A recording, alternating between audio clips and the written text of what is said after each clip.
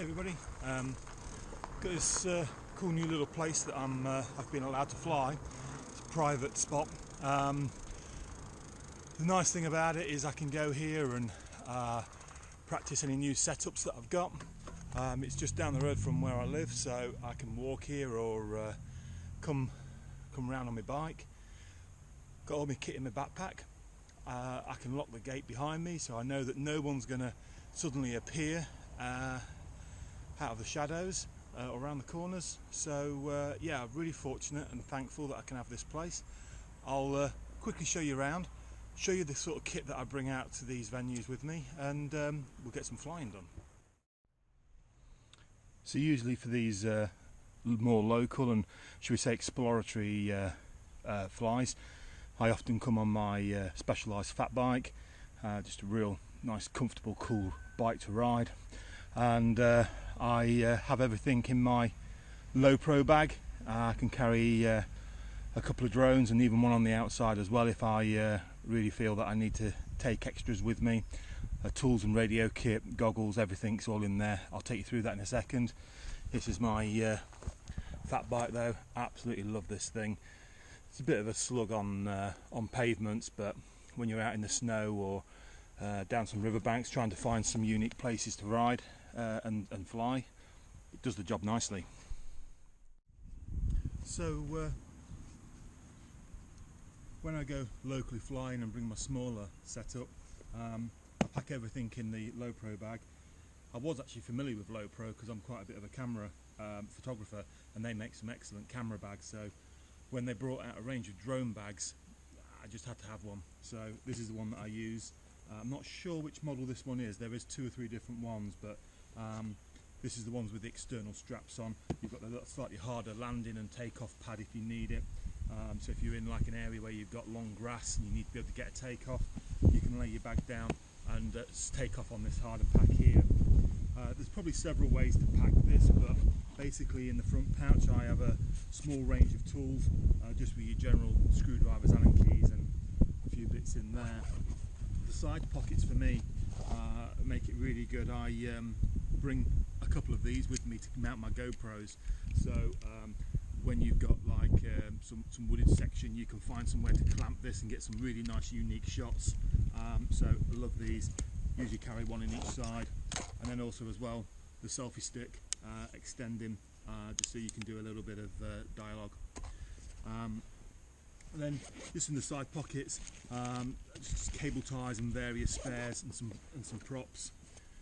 And then the back part of the bag, this is probably the bit that I don't like the most. This unzips from the back. I've got used to it, but it just seems a little bit weird unzipping it from inside the back. But in here today I've chucked in a couple of, actually all 4 Hero 4s. I have these 3D printed ground stakes, which are perfect for going into the ground and getting those flyover shots, particularly if I'm flying through gates. I've had some quite nice footage from those.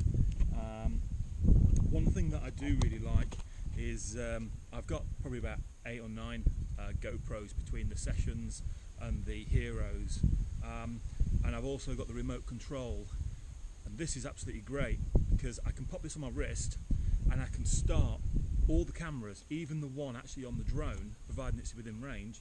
I can actually start them all at the same time, so I can trigger every camera rather than having to sift through all the footage. I can just have a video starting and they're all the same, so as I come around certain sections I can clip to that camera and I can keep them all in sync to make easier videos. So yeah, really like this. And if you do also you get like a big moment spot, you can hit a button and it will register a moment which will flash up on your video to make it easy to find in the future. So not cheap, but really, if you do have multiple cameras, definitely worth looking into. In my little box here, I love bringing the little 2-inch with me. It's just a lot of fun to fly, and sometimes you can find a little wooded section or something that you can do something through with this that you can't with the other. If I want the footage from this though, I have to take it from the DVR of the goggles, but it gives quite a good feed. Obviously it's not 1080, but I always bring that along with me because it's really good fun. So the main quad that I fly is this 210 Racer. I think it's sort of like loosely based on maybe like the Alien, but this has actually been built for me by a guy called Michael, absolutely top guy. He's given me a lot of advice and help, and I really appreciate his patience with me, and we've stayed in contact and are becoming good friends. So this is the drone that he built for me. I've added the GoPro mount where I run the session on here, and pretty much everything else is stock how he sent me it.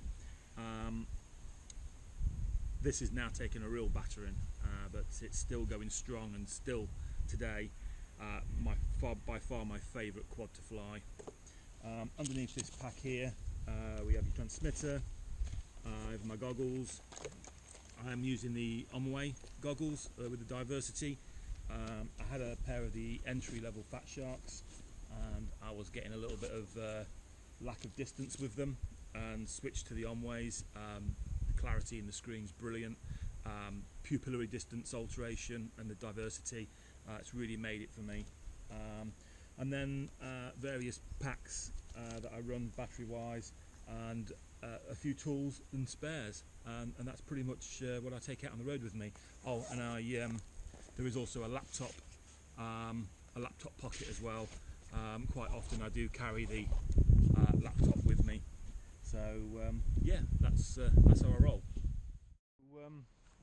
A couple of highlights of this little course. It is very small, but it's fully fenced in, and I basically have free rein.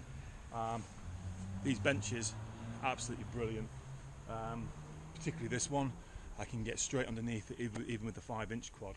So that one often gets used. A lot of tree cover, so it prevents me from being able to fly too high. Keeps me alert. I have to fly low. It's really improved my stick handling, no end. Just over here though is this great little bit of wood. Now it's quite tricky on a sunny day because your camera needs to change, but you can actually, let me flick you around, you can actually fly straight through here, and then you have a choice of negotiating the bench or flying through this wigwam den feature. This is quite good. I like coming through here. It's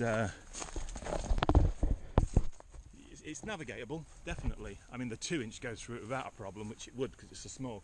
The 5 need to be online, but does go through there nicely. Then there's trees at the back there. Again, quite a lot of hangover on them, so if we keep low around the trunks, we can get a nice clean flight. So let's get some batteries on the drone and let's get flying.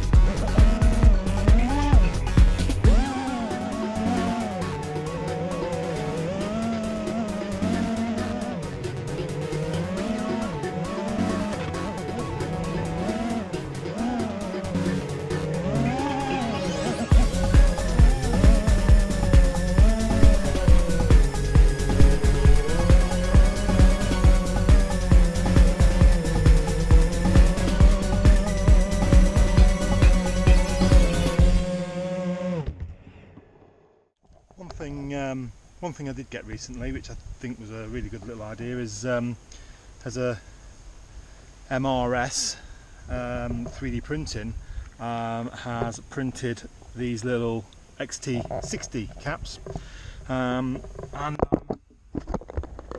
able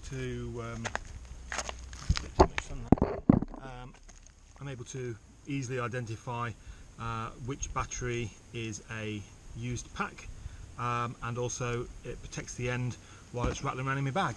And then all my charged ones have green connectors on them. So £4 I think for 4 of each colour or something. Definitely check them out. I've had a few things now from them. The GoPro mounts are all from them, and I'm currently building a rooster with 3D printed motor guards, front camera mount and rear tail aerial mount. So definitely go and check them out.